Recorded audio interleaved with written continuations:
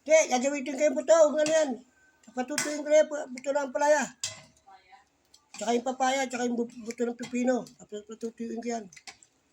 O, yan ang sahog na guys ha. Kita niyo yung sahog kung ano no. Yan o. Bulugin natin yung ano. Mga gabi para lumapit yung sabaw. Ginisa yun o. Tsaka yun. Akin yan. Sa kanya yung ano.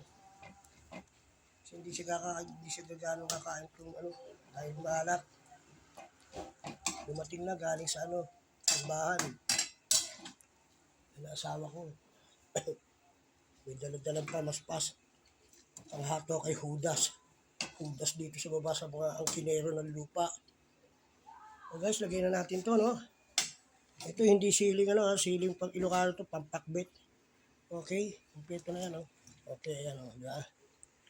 Ayan. Takpan nyo lang. Ayan. Hayaan mo siya malagsak, ano. Yan ang pakbit na masarap. Sabihan mo siya yung hipon. Diba? Lagyan siya ng sahog na linggunisa.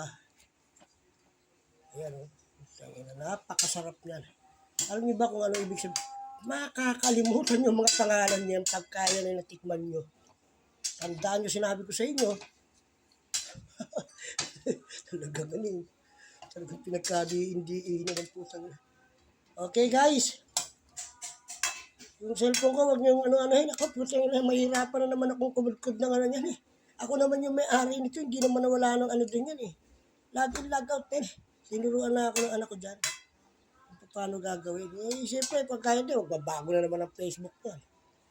Ayoko na magbago ng Facebook. Putang na, susuko na ako. Ha! Tandaan nyo yan.